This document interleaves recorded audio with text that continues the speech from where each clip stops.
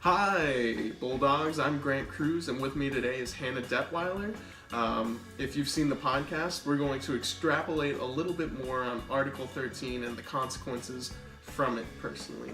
Hannah, once again, you're a blogger, and that's where you're gathering your experience from being able to talk about a little bit of this internet usage.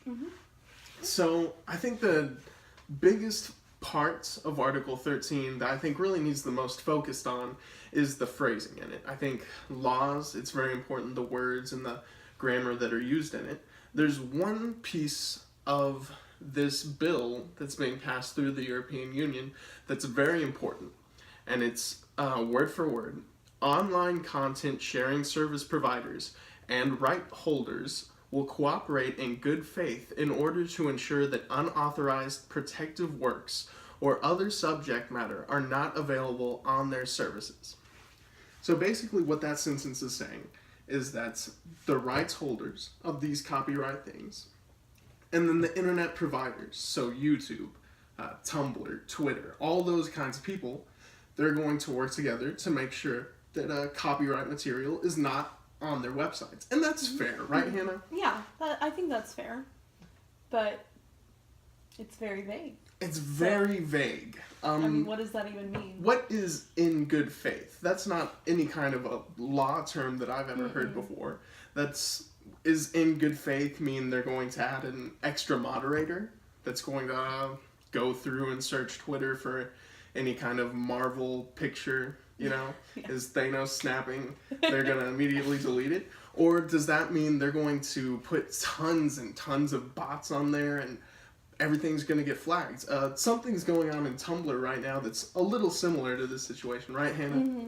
Yes, there are a lot of bots that are just tagging random photos that have nothing to do with copyright issues, and they're just getting tagged and taken down for that, and it's just no purpose at all, and it's just an overreaction to something. And the exact same thing's going to happen if these rights holders say, well, in good faith, we want you to put tons of bots online that are just going to flag material that might be copyright law because we're trying to cover it. Now, another problem with European copyright laws and Article 13 in general is they're not similar to America in two very important ways. And these ways are called fair use and safe harbor. These are two technical terms for copyright laws here in America. Now, fair use is basically, I can use a copyrighted material as long as I'm not breaching a few rules. Like, I'm not trying to make money off of it myself. So I'm not trying to post a bootleg Marvel movie on YouTube to get clicks and views so that I can get revenue through the ads. I'm just doing it for fun, for critiquing, for reviewing, anything like that. And that would be fair use. Now, safe harbor actually works more towards what would be called the services that they're on.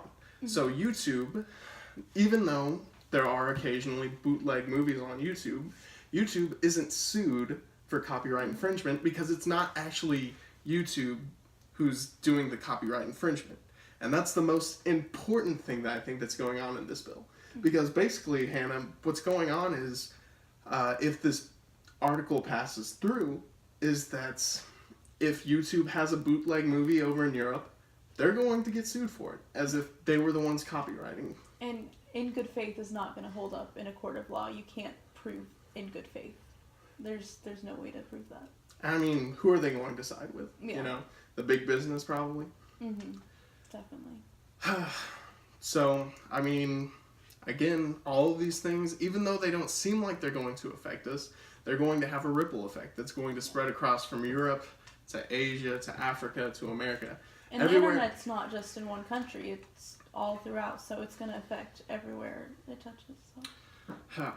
So, Hannah, if you could somehow amend this act to make it more fair, not only to copyright holders, but also to people who want to use copyright material, is there anything that you could think of that would be good? I really think maybe the fair use is the best way to put that, but just as long as they're not profiting off of it, and as long as the websites are, doing their best, like and there should be strict guidelines as to what they can do and what they're expected to do to keep that from happening. But I think, it should be allowed for people to use those memes or for the pictures they want to use for that, and I think that that's a good way to spread, interest in the artist's work as well. So I think just really laying out specifically what it should have, no matter what they end up, it needs to be laid out specifically so that everyone knows what it is. I completely agree.